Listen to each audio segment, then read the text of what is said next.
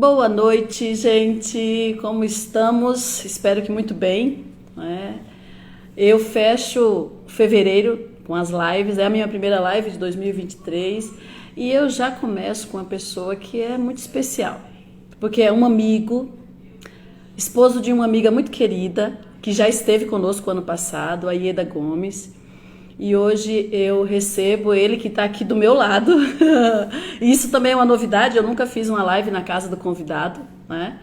Então, ele está aqui conosco, nós estamos com um vinhozinho, porque é muito bom, tudo regado a vinho tem um sabor diferente. Eu vou convidá-lo porque ele já está conosco, né? Então, só um minuto. Pronto. Aí, agora, gente, era a questão de dois celulares muito juntos, né? A nossa ideia, como você... Adriana, então, a gente já está fazendo. Então, quem somos nós, Profs que Lei? Coordenados pela professora Adriana Guzmão, que está no Espírito Santo, mais especificamente em São Mateus. Dudu Furtado e Elisângela Moronari, também em São Mateus. Eliseu Guzmão, que é o nosso artista, é ele que faz os nossos cards, as nossas artes, né? E a gente agradece muito pelo sobrenome, todo mundo já sabe que ele é alguma coisa da professora Adriana, mas é o filho. E nós temos aqui o prazer de receber o Gilberto, só um minuto, gente, que está aqui ao meu lado, agora deu tudo certo, porque é assim mesmo. E eu vou lhes apresentar sem mais delongas, sem mais demora, porque o livro que ele trouxe é um livro assim, que talvez muitos de vocês tenham lido, mas é um livro ímpar, né? É um livro que quem leu não esquece, e quem não leu, depois dessa live vai ficar com vontade de ler. Mas eu já assisti o filme, Cláudio, esquece. Filme e literatura são duas artes totalmente diferentes. Então, o filme é um tipo de arte, a literatura é outra. Por isso que a gente também não pode nem ficar naquela coisa de ficar comparando os dois, porque uma é uma arte, o outro é outra. A arte da escrita, a arte da encenação, ok? Dito isso, eu quero lhes apresentar aqui do meu lado Gilberto Alves Gomes, que nasceu em São Bernardo em 1960, ele colocou tudo aqui, né? Então, estou dizendo. Artista visual de Sorocaba que transita entre a escultura, a pintura e o desenho. Quero dizer que eu tenho uma escultura do Gil, vocês já viram, maravilhosa. E assim, a primeira vez que eu vi, fiquei apaixonada, fiquei com ela. O Gil já teve que fazer outras, mas a minha é mais maravilhosa, porque foi a primeira. Obrigada. Apaixonado pela figura humana, aproxima suas investigações artísticas ao campo sagrado, da mitologia e dos arquétipos, sempre com um olhar atento às questões que circunvizinham o corpo na contemporaneidade. É verdade. A Casa do Gil é um lugar, não digo um museu, mas é um lugar que a arte está presente o tempo inteiro. E o que eu acho lindo é que quem é mesmo sua musa, Gil? Ieda Gomes. Ieda Gomes, gente. É que se eu chamá-la aqui, ela não virá. Mas é a Ieda Gomes, a musa do Gil. É lindo, é muito bonito. Tem umas coisas que ele fez aqui em homenagem a Ieda, muito bonito. E continuando aqui, apaixonado pela figura humana, né, já li. Em 2022 realizou exposições das esculturas do seu principal projeto artístico, o Performances Escultóricas. É ótimo. E iniciou seu projeto de mentoria artística que continuará empreendendo durante este ano. É também um apaixonado por leitura e escrita e eu, Cláudia Oliveira, já tive o prazer de ler um pouco desse livro Transplante e falei para o Gil, amigo, não vamos terminar, porque eu quero ler o resto, né? Mas aí ele escreve aqui, ó, nada após realizar sua longa lista de projetos artísticos pendentes. Gente... Mas eu acho que eu vou ficar aqui, ó. Procrastinador de carteira. E assim, já fica o convite aqui, Rede Nacional, quando o Gil terminar essa obra, a gente vai lançar aqui no Profs que Lei. E espero que seja logo. Talvez o ano que vem, Gil, tá bom. Ele já disse qual livro que ele escolheu. Ieda Gomes, é um artista lindo e completo, concordo plenamente. Então, assim... Ele já disse que livro ele nos trará, né? E eu agora passo a palavra para o Gil. Nós temos uma coisa em comum, nós somos muito tímidos, tanto ele quanto eu, né, Gilberto? Muito. Muito tímido nós dois. E eu brindo Isso. a nossa timidez. Nossa timidez. Gil, é com você. Eu vou ficar até um pouquinho mais aqui. Eu quero que o público te conheça, te ouça. Fique muito à vontade. Uhum. Chega mais perto. Bom, primeiramente, boa noite. Todo mundo está acompanhando aí. Quero fazer um agradecimento especial à Cláudia e ao Prof. Skillay por esse convite para falar sobre leitura, sobre livros, que é uma paixão desde sempre, é algo que, além da arte, me move muito. Eu sou um comedor de livros, desde pequeno, sempre adorei ler e tal. E depois eu me encaminhei para o caminho da arte e todo artista é um leitor nato, né? Ler sobre arte, ler sobre tudo para poder embasar o trabalho, né? Então, quando eu era criança, eu já lia bastante, adorava ler, porque isso me levava para outros mundos. E continuei lendo, e hoje eu leio muito coisa de arte, né? Eu até preciso começar a voltar a ler mais romance, coisas do gênero. Eu leio bastante, mas queria ler mais. O livro que eu escolhi, eu considero um dos 5 melhores livros que eu já li até hoje, e olha que eu já li muita coisa. É O Caçador de Pipas, do Hosseini, né? Ele é um afegão americano, tá? E ele conta a história de duas crianças que têm uma amizade enorme, e o romance se desenrola na cidade de Cabul, no Afeganistão, que, como a maioria de vocês deve saber, é um local meio complicado em termos de guerras e tudo mais. É um local que foi invadido por um monte de outros países, tal, complicadíssimo. E aí é a história dessa amizade dessas duas crianças, que são de etnias diferentes. Uma etnia Pashtun, que é a principal etnia lá do Afeganistão, e o outro, que na verdade é um empregado da família, tá? Mas que na convivência ali são muito amigos, é um Hazara. Então, é uma história de preconceito, uma história de família, uma história de amor. É um romance incrível. Verdade. Eu acho que o Khaled Hosseini é um dos caras que, quando eu comecei a ler, e eu já gostava de escrever na época, eu pensei assim, meu Deus do céu, para escrever que nem esse cara aqui, eu vou ter que... Não é nem se esmerar, você tem que, sei lá, porque a forma como ele conecta a história, os assuntos, porque ele mistura a história do Afeganistão, de Cabul, e o pano de fundo é a amizade dos dois, e como ela se desenrola, é alguma coisa sensacional. Mas essa é a minha primeira live, então eu vou aprendendo aqui como poder falar um pouco dessa história sem dar muito spoiler, porque é uma história fantástica. Apesar que a gente tem uma amiga aqui no Prof. Skillay, a Dudu Furtado, que ela vive atrás dos spoilers. E a gente fala, não, Dudu. E ela fala, não, mais um pouquinho, Dudu. Não adianta, porque eu e o Gil e eu, a gente já combinou que a gente vai falar o que é possível, tá bom? Não adianta pedir mais um pouquinho, tá bom? Mas aí você vai dando as dicas aí, Cláudia, de como que a gente vai seguir. Pode ir. Porque eu separei aqui no livro alguns trechos que eu achei importantes. Na verdade, esse livro eu li há muito tempo atrás, não sei nem quantos anos, certamente mais de 5 anos. Pode ser até 10 anos. Até 10 anos, pode mesmo. E agora eu fiz, até por causa desse convite, eu escolhi o Caçador de Pipas, aí eu falei, não, vou relê-lo. Então eu fiz uma releitura. Muita coisa a gente esquece, tem livros que você lê e hoje você não lembra de mais nada. Exato. Até porque eu tenho 63 anos e minha memória já não é... Com carinha de Então, 18, diria Ieda Gomes.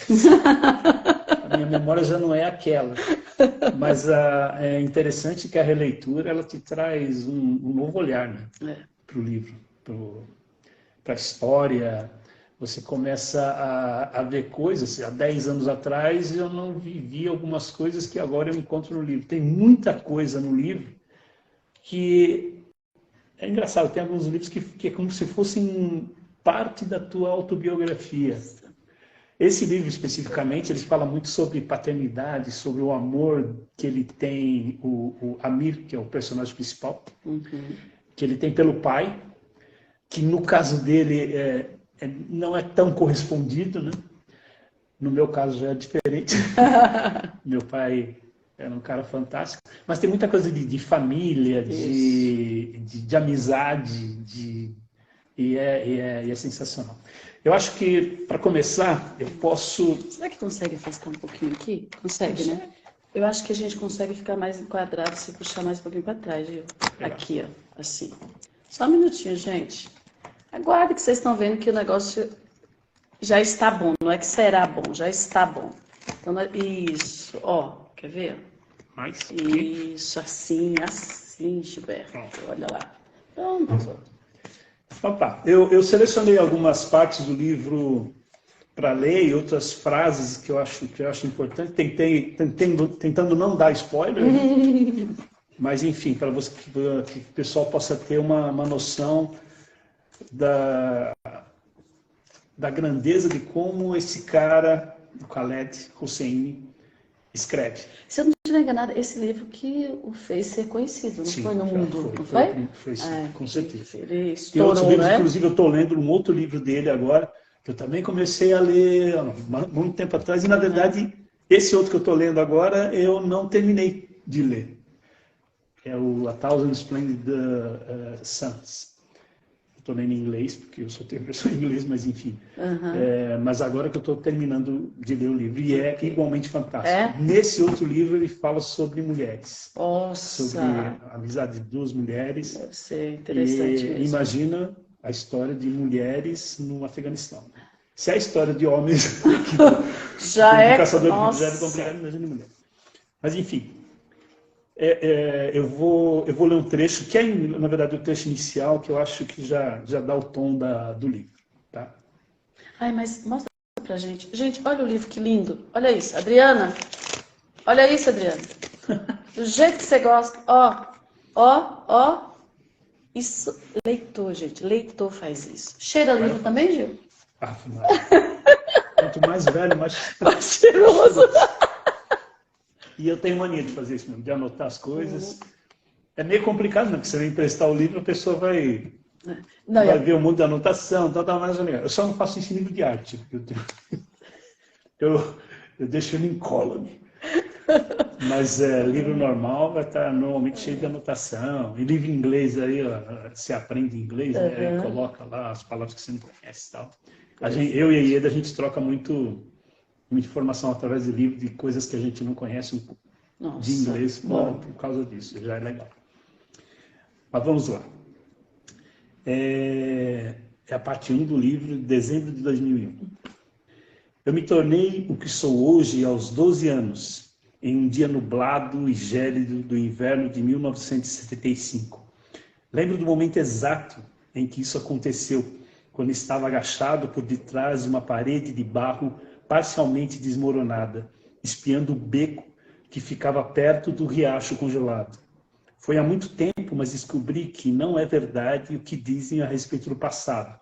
Essa história de que podemos enterrá-lo, porque de um jeito ou de outro, ele sempre consegue escapar. Olhando para trás agora, percebo que passei os últimos 26 anos da minha vida espiando aquele beco deserto. Um dia, no verão passado, meu amigo Rahim Khan me ligou do Paquistão. Pediu que eu fosse vê-lo, parado ali na cozinha, com o fone no ouvido, sabia muito bem que não era só Rahim Khan que estava do outro lado daquela linha. Era o meu passado de pecados não expiados. Depois que desliguei, fui passear pelo lago Sprinkles, na orla norte do parque da Golden Gate. O sol do início da tarde cintilava na água, onde navegavam dezenas de barquinhos em miniatura, impulsionados por um ventinho ligeiro. Olhei então para cima e vi um par de pipas vermelhas planando no ar, com rabiolas compridas e azuis. Dançavam lá no alto, bem acima das árvores da ponta oeste do parque, por sobre os moinhos, voando lado a lado, com um par de olhos fitando São Francisco, a cidade que eu agora chamava de lar. E de repente, a voz de Hassan sussurrou nos meus ouvidos: por você faria isso 1000 vezes. Hassan, o menino de lábio leporino que corria atrás das pipas como ninguém. Sentei em um banco do parque, perto de um salgueiro, pensei em uma coisa que Rahim Khan disse um pouco antes de desligar, quase como algo que lhe houvesse ocorrido no último minuto. Há um minuto de ser bom, há um jeito de ser bom de novo. Ergui os olhos para as pipas gêmeas, pensei em Hassan, pensei em Baba, em Ali e em Cabul, pensei na vida que eu levava até aquele inverno de 1975. Chegou para mudar tudo e fez em mim o que sou hoje. Então, começa assim, devagar. Simples assim. E a partir daí ele coloca a história. Esse é o começo do livro, então ele já começa pelo fim, né? Ele está vivendo nos Estados Unidos já, recebe a visita na verdade recebe uma carta de um grande amigo do pai dele, que era grande amigo dele, para que ele fosse até o Afeganistão, porque ele tinha um assunto muito importante para falar com ele lá. E esse momento do Afeganistão é o momento em que o Talibã está no governo. Tá no né? governo. Então era muito complicado ir para lá, tal, mas é que ele tinha histórias, como é que a gente fala? Histórias inacabadas? Isso, histórias inacabadas, exatamente. Inacabadas Coisas para resolver. Coisas para resolver. E, na verdade, é uma outra faceta do livro, é uma história de redenção. Né? É aquilo que... Tem aquelas coisas que você deixa no passado que, de uma forma ou de outra, se você não encara em algum momento, você não realizou a tua missão na Terra. Né? Então, no caso dessa história aqui, é bem isso. E é bem sobre isso. Parece que é como se... o passado ele é mais ou menos assim, eu entendo. Se você deixar a porta encostada, não adianta, não vai conseguir deixar para trás, não. Vai ter que voltar, resolver e fechar a porta. Exatamente. Se ela ficar encostada, ele sempre vai dar um jeito de abri-la um pouco mais.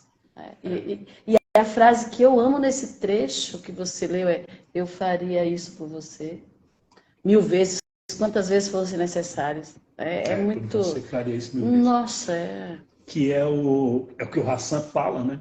Que eles eram amigos de infância. Ele era filho, o Hassan era um Hazara, né? Que era uma etnia que ele não sabia ler, enfim, ele era filho do empregado do pai do Amir, que era o personagem principal. O Amir, na verdade, desde criança sempre adorou ler. Depois eu vou ver um trecho aqui interessante, que a mãe dele gostava muito de ler. E eles eram muito amigos, ele contava histórias para o Hassan, desde de criança. Tá? E aí, mais para frente, até em função da Rússia ter invadido, os soviéticos, né, terem invadido o Afeganistão, ele acaba saindo do Afeganistão e indo para os Estados Unidos. No futuro vai ser um escritor. Tá? Então, desde criança, ele já contava histórias para o Hassan. Tá? Vamos ver aqui uma parte mais para frente. que é interessante.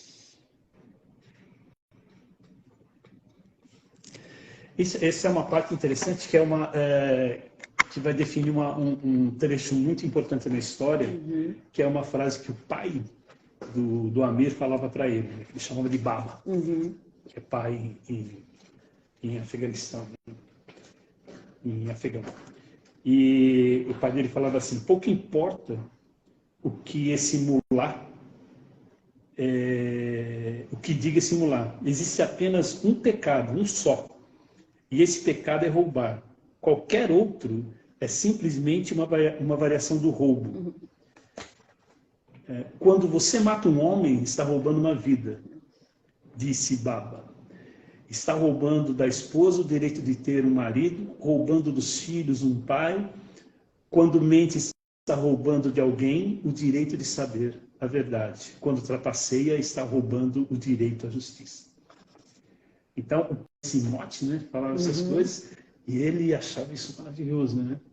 E ele sempre imaginou que o pai dele levasse isso a ferro e fogo no futuro, ele vai perceber que a coisa não é bem assim. Né? Mas aí o importante não é o que somos, mas o que as pessoas acham que somos. Mais ou menos isso. Então, isso é uma coisa importante que vai, no desenrolar da história, vai ser importante. Tá? Aqui tem uma coisa que é aquilo que eu falei, né? Às vezes as coisas no livro são meio autobiográficas em relação a nós, né? E principalmente nessa releitura, eu não tinha percebido isso na primeira leitura, mas agora eu percebi. E é interessante, porque fala um pouco de mim aqui, tá vendo? Primeiro, da indiferença do pai, que não é essa parte que pega a mim, mas é importante. Ó. Foi assim que escapei à indiferença do meu pai, refugiando-me nos livros de minha mãe morta. E também na companhia de Hassan, é claro. Lia tudo. Rumi, Hafez, Saad, Victor Hugo, Júlio Verne, Mark Twain, Ian Fleming. Quando esgotei a biblioteca de minha mãe, não aqueles chatos de história, pois nunca fui muito chegado a esses, mas os romances, as epopeias. Passei a gastar minha mesada em livros. Comprava um por semana, na livraria perto do cinema, Park, e quando já não havia mais espaço nas prateleiras, comecei a guardá-los em caixas de papelão. É claro que casar com uma poeta era uma coisa, mas ter um filho que preferia meter a cara em livros de poesia a ir caçar, bem, não era exatamente o que Baba tinha imaginado, suponho eu. Um homem de verdade não lê poesia. Que Deus permita que nunca venha a escrever versos. Tô lascado. E não faz arte também, Gil. Homens de verdade, meninos de verdade, jogam futebol. Exatamente como meu pai fazia quando era jovem. Isso sim era algo digno de paixão. Isso já me dá uma cacetada. Porque é bem assim, né? Quando eu era criança eu escrevia poesia, adorava arte. E no Brasil de 1970 e pouco já era complicado. Agora você imagina no Afeganistão. No Afeganistão, exatamente. Então as expectativas eram interessantes. Agora aqui, realmente, isso tem muito de mim. Mas eu era patético. Um estorvo considerável para o meu próprio time. Sempre, porque o pai dele gostava muito que ele jogasse futebol, né? Mas ele não jogava nada. Sempre atrapalhando um passe oportuno ou bloqueando involuntariamente um espaço livre de marcação. Ficava circulando pelo campo, desajeitado com as minhas pernas finas, aí realmente bate em cima, berrando por passes que não vinham nunca. E quanto mais insistia, sacudindo os braços freneticamente acima da cabeça e gritando: estou livre, mais os outros me ignoravam. Isso aqui é perfeito para a minha história. É impressionante, exatamente assim que funcionava quando eu jogava bola. Aí ele está dizendo que você usava o dinheiro do ônibus em gibi. Exatamente. Não é verdade. Eu economizava o ônibus para ir para a escola e ia a pé para comprar gibi, livros, se fosse.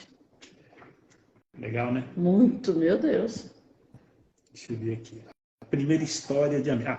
Aqui é interessante porque foi quando o Amir começou a escrever, e tem uma coisa interessante porque ele lia as histórias dele, que ele escrevia, já desde criança, para o Hassan. E o Hassan, um azar atípico, não sabia ler, não sabia nada. Então ele contava as histórias, e às vezes ele contava as histórias erradas. Não tinha nada a ver, como o Hassan não sabia de nada, não podia conferir. Estava valendo. Mas enfim, aí ele contou para o Hassan a primeira história que ele escreveu. Então, mais ou menos assim. Naquela mesma noite escrevi minha primeira história. Levei 30 minutos para fazê-lo. Era um pequeno conto meio soturno, sobre um homem que encontra um cálice mágico e fica sabendo que, se chorar dentro dele, suas lágrimas vão se transformar em pérolas. Mas, embora tenha sido sempre muito pobre, ele era feliz e raramente chorava. Tratou então de encontrar meios de ficar triste para que as suas lágrimas pudessem fazer dele um homem rico. Quanto mais acumulava pérolas, mais ambicioso ficava. A história terminava com um homem sentado em uma montanha de pérolas, segurando uma faca na mão, chorando inconsolável dentro do cálice e tendo nos braços o cadáver da esposa que tanto amava. Aí ele contou essa história para o Hassan. Né? Aí, pensando, que história maravilhosa. Né? Aí o Hassan fala o seguinte: mas posso perguntar uma coisa sobre a história? Indagou envergonhado. Claro.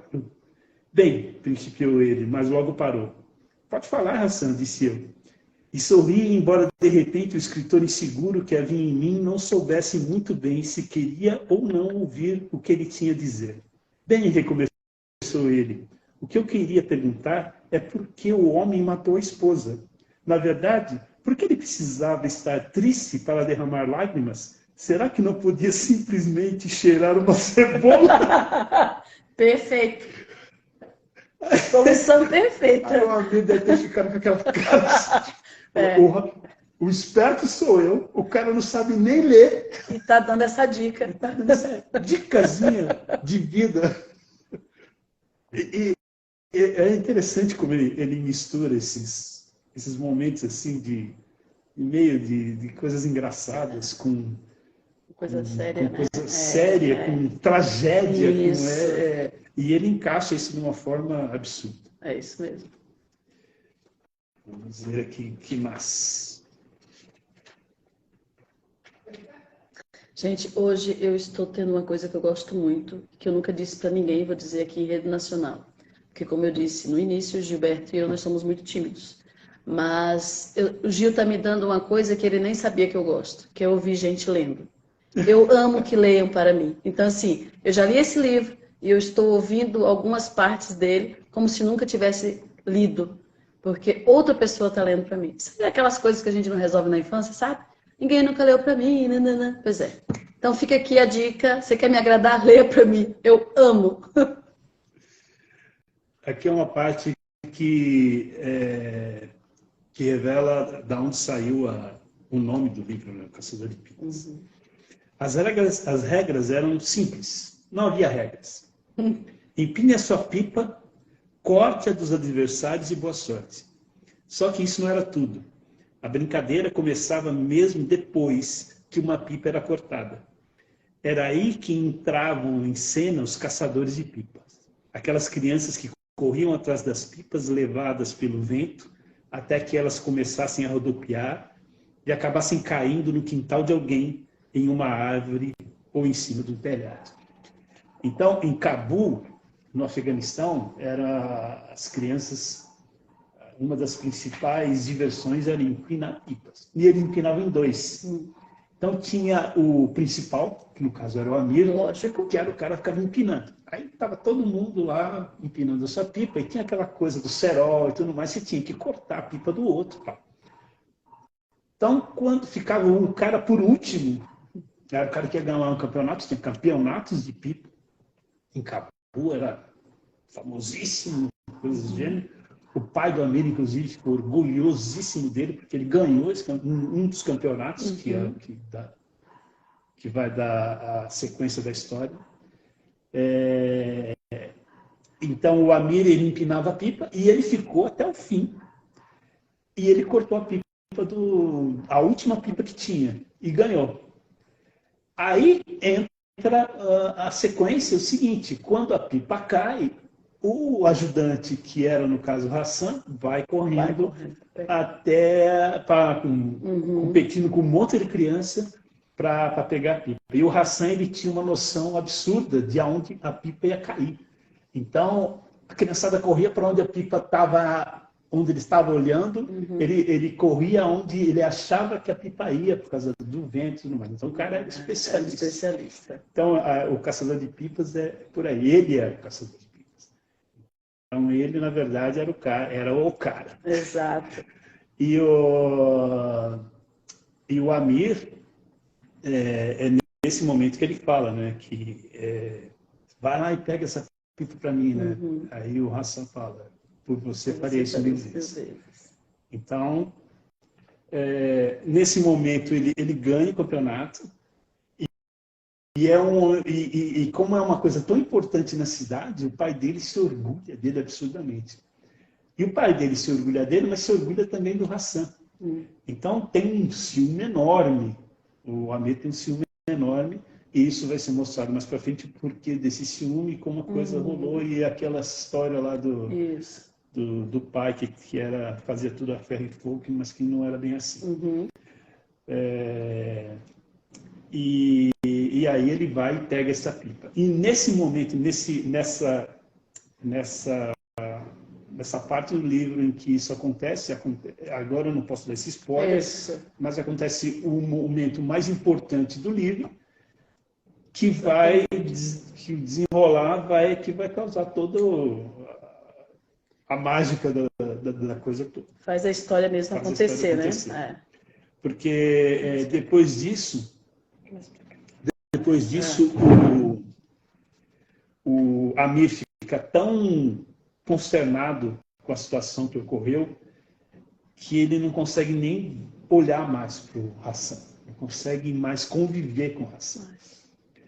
E ele se obriga a fazer, a impor ao pai que mande o pai do Hassan e o Hassan embora. E o pai do Hassan era amiguíssimo do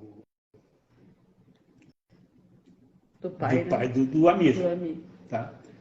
É como se fosse uma amizade hereditária. Exatamente, né? Exatamente. E aí, mas o que o Amir, ele usa de um artifício de tal forma que o Hassan é acusado de roubo de um relógio que ele tinha ganho de presente de aniversário. E aí o pai dele, ele imagina, não, o pai dele não vai permitir que alguém que roubou, já tem aquela frase lá do roubou, tudo é roubar. A partir do roubo é que vem todos os outros pecados. Todas as coisas. Não vai permitir que ele fique em casa, porque ele não aguentava mais conviver com o que tinha ocorrido, que eu não vou falar para vocês. Com certeza, viu, Dudu? Você pode ficar tranquilo. Essa parte eu não vou falar. Essa ele não vai falar. Pode ficar tranquila, Aí, tem que ler. Aí o Amir se usa desse artifício e o pai do Hassan, o pai do Amir, ao contrário do que ele imaginava, fala assim: não, eu perdoo. E ele fica louco. Imagina você ter ciúme do cara. Faz um artifício lá para teu pai mandar o cara embora. O cara fala: não, eu perdoo, sendo que era uma coisa que para o pai dele era uma coisa imperdoável, porque ele tinha roubado. Enfim, mas não teve jeito, porque os Hazaras eram pessoas extremamente simples, humildes, mas um orgulho absurdo. Então, o pai do Hassan, que era o Ali, falou assim: não, nós vamos embora e vamos embora. Bom, depois disso, ele conseguiu o que ele queria, tá? Mas, na verdade, o pai dele ficou chateado demais, porque ele amava o Hassan e o Ali, então, mas enfim, ele tinha conseguido o que ele queria. Só que ele estava com ele mesmo, ele sabia o que ele tinha feito, a nhaca que ele tinha feito.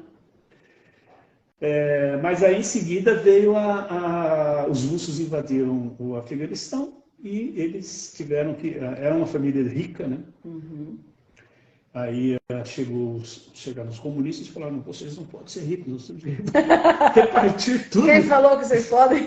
Não podemos, temos que repartir tudo. Eles foram obrigados a fugir e foi quando eles acabaram saindo do Afeganistão e foram viver nos Estados Unidos. Uhum. Tá? Onde o Amir acabou trabalhando com o pai dele, que foi ter um subemprego. Aí a história se desenrola de uma forma maluca, ele acaba casando. Tem toda uma história interessante sobre como você tem que se aproximar de uma mulher afegã, que você tem que pedir, nem pode nem colocar a mão perto de uma mulher dessa. Você tem que pedir para o pai dela, para não sei o quê. E não é você que vai pedir para o pai dela para namorar com ela. Teu pai tem que ir lá pedir. Exato. Mas enfim. Igualzinho hoje, gente. Não sei por que o Gil está assustado. É a mesma coisa. Igualzinho. Igualzinho, né? Mesma coisa. Mas o amor vence no fim. Com certeza. Aqui eu anotei uma frase interessante.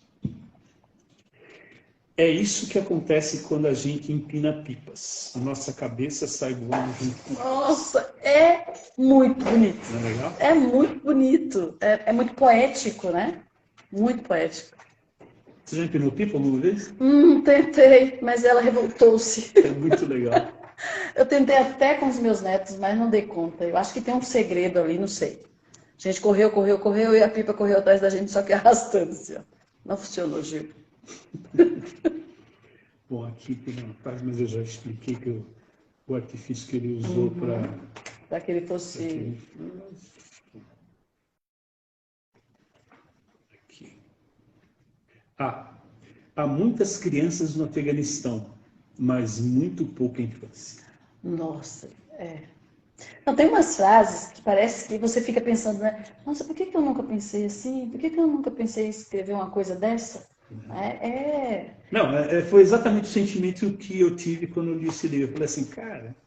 Como é que eu vou escrever depois disso? Eu não pensei nisso em lugar de escrever. E mesmo não muito tempo depois, esse livro me inspirou a escrever, na verdade. Porque escrever é uma coisa tão desafiante. Quando você quer realmente escrever alguma coisa boa, Exato. Você escreve um textão, aí você vai tirando as partes que não interessam, você tenta exprimir um pouco de síntese. É um negócio louco. E por isso que dizem... É exasperante. É exasperante. Por isso que dizem que poucos professores de português escrevem. Porque se você ficar muito atado às questões linguísticas, a poesia e a beleza vai embora. Entende? Então você tem que deixar vir. Por exemplo, suponhamos que eu invente de escrever. Eu sempre disse, quem assiste as lives sabe, eu não sou escritora, eu sou uma competente leitora. E isso para mim, eu acho que todo mundo tem que ter um lugar. O meu lugar no mundo é de leitura competente. Né? Leitora e bebedora. É um vinho com a leitura. Mas pensa se a gente pega para escrever, né? E fica pensando nas regras gramáticas. Ai, Gil, perde tudo. Você tem que escrever. O sentimento vem, as coisas vêm, e você vai escrevendo. Depois alguém corrige, porque senão perde. Então, assim, não são muitos professores de português que escrevem. Sim. Então, você não escreve? Eu não escrevo, eu só leio. E gosto muito. Principalmente de revisar textos dos outros. Amo. Amo ver o texto dos outros prontos, né? Acho demais. Prossiga. Mas então, aí o que acontece? Aí o que acontece? Eles estão nos Estados Unidos, ele casa, até por conta desse regime afegão, mesmo nos Estados Unidos, todas as tradições são cultuadas, tá? Então é uma dor de cabeça danada ele conseguir a menina que ele ama, que é a Soraya, tal, e, enfim. Mas ele consegue. O pai dela, ainda por cima, era militar. Militar afegão, imagina. Fácil. Mole. Chegar perto dessa menina. Molíssimo. Mas ele consegue e tal, e ele fica famoso. Ele escreve livros e começa a ganhar dinheiro e tal. O pai dele morre, tá? Morre de câncer, pá. Beleza. Quer dizer, não beleza. Beleza. Enfim, morre. E aí um dia, que é o começo do livro, ele recebe um telefonema desse Harim Khan, que era um amigo do pai dele, desde a infância, amigo dele também, que inclusive era aquele negócio, enquanto o pai dele era aquele cara duro, o Harim Khan era aquele cara que incentivava ele a escrever, que dava presentes para ele escrever. Sempre tem alguém assim, né, na família que, independente da família, é aquele cara que te coloca para por causa desse cara eu comecei a fazer isso. Isso mesmo. Enfim. E aí ele fala que ele tem que voltar para o Afeganistão porque teve uma série de acontecimentos e ele vai ter que rever o que ele fez no passado para poder consertar tudo que ele fez, se ele quiser ser um homem de verdade. E aí ele fala, não, tem que... E ele vai para o Afeganistão em plena gestão governamental como é que chama lá os malucos? De Cabul. Eu esqueci o nome. Nossa, falhou. Veja aí. Vamos lá, Colinha. Isso. Nós temos cola, nós temos vinho, nós temos água. E bons livros. Profs que lê. É por isso que a gente existe, gente. Por causa desses convidados assim, ó. Maravilhosos.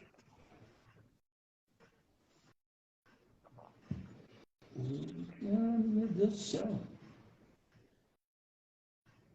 Não é o Talibã? Talibã. Nossa Senhora. Então, os talibãs, no meio do regime talibã, tal, ele volta para recuperar toda a história do passado e tentar fazer a redenção. É meio aqui eu vejo assim que toda a minha produção de arte... Talibã, já isso. lembrando, você está atrasado. É aquele ponto, ela é o ponto. Ele é o ponto nosso. O ponto nosso, depois você aparece aqui pra gente, ponto nosso. Continuou falando, Já gente. existe. Mas tudo bem. Obrigado. E no meio, então, da gestão do Talibã, ele volta para redimir tudo que ele tinha feito no passado. E aí a história é fantástica, porque aí entra o lado... você já leu algum livro do Dan Brown? Não. Dan Brown é um escritor que ele faz um romance. Ele escreveu o Código da Vinci, né? E para falar de um paralelo em termos... O Dan Brown, você começa a ler, você fica... Você não aguenta até o próximo parágrafo, porque é muita aventura. Então ele consegue formar uma trama que você não tem condição de parar de ler. Você lê o Código da Vinci, e tem outros, o Inferno, tem uma série, eu adoro Dan Brown. Eu li tudo que ele escreveu. Mas eu nunca li nada. E é uma parte que também me incentiva a escrever, porque você, como escritor, você quer aprisionar o leitor na tua leitura. O Dan Brown faz isso como ninguém. E nessa parte que ele vai para o Afeganistão, o Khaled Hosseini consegue fazer isso fantasticamente, porque você quer saber o que vai acontecer, não tem alternativa. E é aventura pura. No meio do Afeganistão, lá na maluquice, que é aquele... o mais incrível é você saber que aquilo que ele coloca aqui é verdade. Ou a verdade é muito pior do que aquilo. Muito pior, exatamente. Isso é só uma história para você ter uma noção do que acontece num país como o Afeganistão. E hoje os talibãs estão lá de novo, né? E a gente não consegue entender, né? Como é que voltaram. É louco. É tudo que eu posso dizer, porque a gente precisa entender também que o nosso país tem um monte de problemas, mas só o fato da gente não ter passado por nenhuma guerra. Nossa. E de não ter, apesar de ter passado por uma ditadura, cara, perto do que é um Afeganistão, isso aqui é um paraíso. É um paraíso, com certeza, é um paraíso. Estão elogiando o nosso vinho, Gil. É mesmo? Estão elogiando. É muito bom. As pessoas Eu me recomendo. conhecem. Bom, eu vou contar o final. Eu vou contar o final, não. Eu vou ler uma frase do fim. Final. Isso. Porque nesse momento vocês vão ter que definitivamente ler o livro para entender o que aconteceu lá no Afeganistão, que é na história do Amir e do Hassan. Mas vai valer a pena. Tá? Mas eu vou ler uma história... E eu vou deixar o Gil bem aqui, ó, no foco. Vem, Gil. Vamos lá. Bem no foco. Para vocês terem uma ideia, no final, isso eu tenho que dizer, o Amir, ele acaba criando o filho do Hassan. Tá? É o que eu vou dizer, para que vocês possam entender essa frase final. Tá? Porque o menino também está cheio de problemas, tá? Ele leva ele para os Estados Unidos, depois de uma história maluca lá, que ele consegue tirar ele do Afeganistão, e cheio de complexos, e é uma criança que não consegue sorrir, para vocês terem uma ideia. Não consegue. E ele tem todos os motivos para isso. Então, aqui no final, o Amir fala assim para ele. Porque eles estão empinando pipas no final. Tá? Uma coisa que eu não falei, que é muito importante, é o seguinte: o Hassan, o amigo do Amir, ele era especialista em estilingue. E numa das partes da história, ele salva o Amir. E nem isso impediu ele de fazer o que ele fez com o Hassan. Exatamente. Mas, enfim.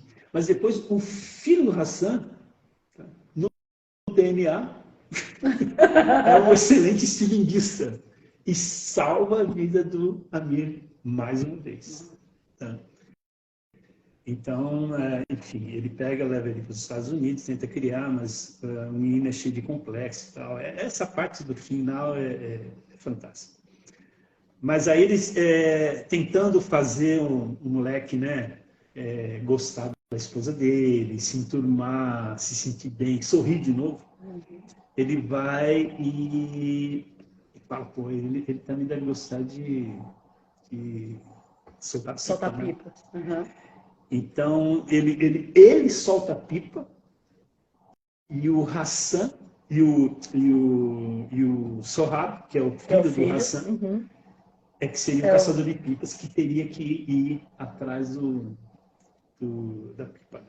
Mas ele fala assim, quer que tente apanhar essa pipa para você? Porque ele derruba a pipa. O seu pomo de Adão subiu e desceu quando engoliu. O vento agitou seu cabelo, pensei ter visto ele fazer que sim com a cabeça. Por você faria isso 1000 vezes, me ouvi dizendo. Virei então e saí correndo.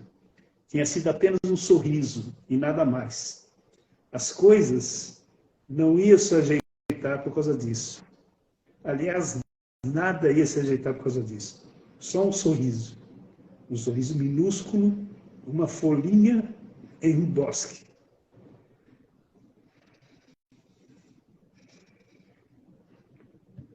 Balançando com o movimento de um pássaro de alço que alça voo. Mas me agarrei àquilo com os braços bem abertos, porque quando chega a primavera, a neve vai derretendo floco a floco, e talvez eu tivesse simplesmente testemunhado o primeiro floco que se derretia.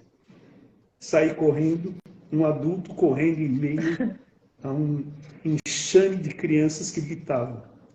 Mas nem me importei. Saí correndo, com o vento batendo no rosto, e um sorriso tão grande quanto o vale do Panzer nos lábios. Saí correndo. É isso. Sorry for that. É isso, gente, é isso. E sabe o que é mais lindo? A pessoa se emocionar com um livro e não ter problema com isso. Isso é que é lindo. Né? Isso é lindo. Chorei, chorei. Porque todo mundo já conhece, eu choro mesmo. O choro e o sorriso, para mim, tem o mesmo significado. Não tenho vergonha nem de chorar e nem de sorrir. E ouvi o Gil lendo esse último capítulo, essa última parte, e o Gil sentindo a ponto da voz ficar trêmula. Literatura é para isso. Eu vou sempre repetir uma frase que a Fernanda me disse. Cláudia, quando a literatura não incomoda, ela não serve. Né? Quando ela não toca, ela não serve. Então, assim, eu trouxe um livro para apresentar para vocês. Eu trouxe o livro A Mala da Hannah. Mas a única coisa que eu quero dizer sobre esse livro é que vocês leiam, porque ele também causa aqui na gente, assim como o Caçador de Pipas, ele também causa essa emoção. É um livro muito suave sobre uma coisa muito séria, que foi a Segunda Guerra Mundial. O nosso ponto, né, a Ieda está ali, fungando, deve ter tido uma questão de alergia, não deve estar chorando como nós, né? A Ieda é muito forte, ela está só fungando. Acredito que a Dudu, que eu conheço bem, deve estar aí também lacrimejando. E assim, gente, eu acredito que assim como eu, vocês devem ter gostado muito. Primeiro, da nossa timidez. Eu tenho certeza disso. Segundo, do livro que o Gil trouxe. E por ser uma releitura, né? Por ser Ele revisitou, eu gosto muito desse verbo, revisitar, né? Então o Gil revisitou essa leitura e a gente conversando, ele falou, Cláudia, eu vi coisas, e ele comentou com vocês aqui, que eu não havia visto antes. E eu falei, Gil, é porque você não é o mesmo. Né? Você falou que quanto tempo, Gil, você tinha lido esse livro? Faz mais de 10 anos. Gente, há 10 anos era outro Gil. Né? E hoje, eu não sei se há 10 anos, você acha que lendo esse trecho você teria ficado emocionado, você não lembra? Não, eu sei que eu fiquei, mas eu não percebi a extensão da coisa. Não percebeu, E as frases que você escolheu são frases muito marcantes, né? Muito, muito marcantes. Então, gente, hoje nós tivemos... Gil, por favor, pegue seu livro, porque nós temos o hábito de tirar foto. Então, nós tivemos esses 2 livros aqui como indicação. É esse silêncio mesmo, gente. É esse silêncio, porque é muito bonito. E eu estou emocionada. Eu sei que vocês já tiraram, né, gente? Vou guardar aqui. Sei que vocês se emocionaram também. Então, assim... Já recomendo um outro aqui, que é o... recomende, Gil. A Thousand Splendid Suns, que seria alguma coisa, mil esplêndidos sóis. Nossa.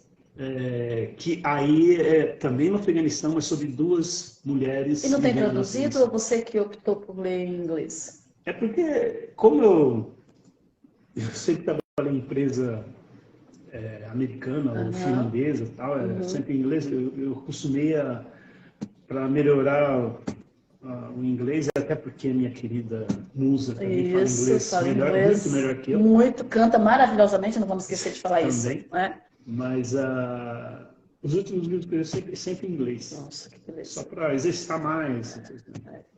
Eu continuo aqui no meu português, gente. Então, se tiver traduzido esse, é o próximo que eu lerei. A Dudu disse que não conseguiu tirar uma foto de nós 2 sentindo esse sabor maravilhoso desse vinho. Dudu, nós vamos beber em sua homenagem, minha amiga.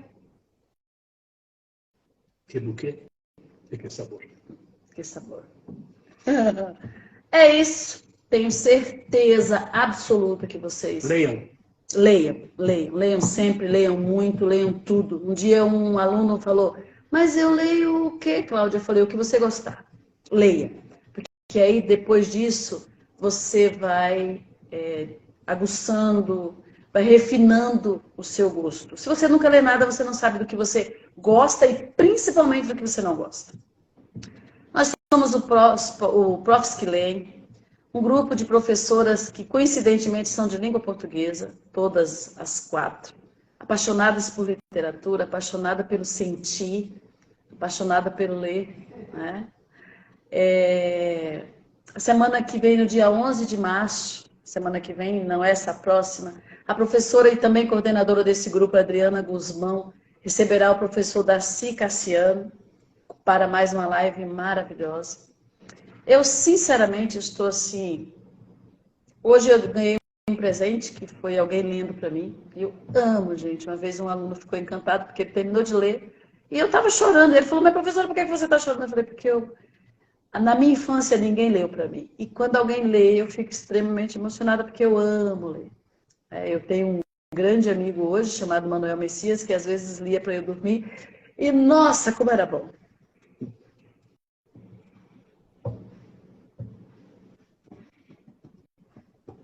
É muito bom.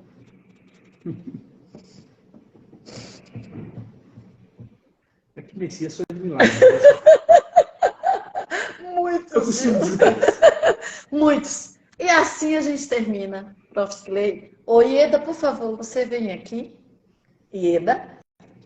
Ieda tá com fone. Até chegar lá. Não chegou ainda. Ieda. Amor? Ela não escuta, ela tá com fone. Então aqui nós terminamos. Por favor. Não, mas aí você desliga para a gente. Você só desliga para a gente aqui, ó. Você não aparece. Você só vai desligar ali, clicar no xizinho para mim. Você só vai clicar no xizinho porque eu quero parar aqui, ó. É que chega atrasado, por isso que eu Eu sei. Obrigado novamente. Obrigado, Profs que Leem. Eu que agradeço. Peraí. E até o próximo livro. Isso. Tchau, gente. Boa noite. E você, já leu hoje? Se não leu, tivemos aí uma maravilhosa dica de leitura. Beijos. Ah, já sei. Vamos afastar. Essa tela é sua, Gil. Aqui atrás não é sua? Então não. Ieda, tira isso. Tira. Nós vamos fazer uma coisa diferente. Vem, Gil. Vamos fazer coisa diferente, gente. Uma coisa diferente. Tá tudo diferente. Eu tô me sentindo apresentadora. Obrigada, de nada. Mesmo que eu tenha muita timidez, né, Ieda? Venha, Gil. Gente, eu vou mostrar pra vocês uma coisa linda. E aí a gente termina essa live, tá bom? Gil, por favor, nos diga o que são essas coisas. Fique ali, por favor. São peças aí que eu tenho feito ao longo dos anos. Eu tenho me especializado em escultura, então isso aí é o resultado de alguma das coisinhas que eu ando feito. Que eu tenho feito. Isso, e aí nós temos aqui... Eu sou tímida para vocês. Olha isso aqui. Olha isso, gente. Ó, eu falei que a Ieda é a musa do Gil e eu acho lindo isso. Quantos anos vocês estão juntos? 2001, nós nos casamos. 2001. Mas desde 97 que eles se conhecem. Na verdade, eles estão juntos desde, né? Desde. Então, boa noite. Um beijo para vocês. Muito obrigada. E até a próxima. Profs que Leem. Perguntar de novo. E você? Já leu hoje? Ainda dá tempo? Tchauzinho. Obrigada. Que maravilha.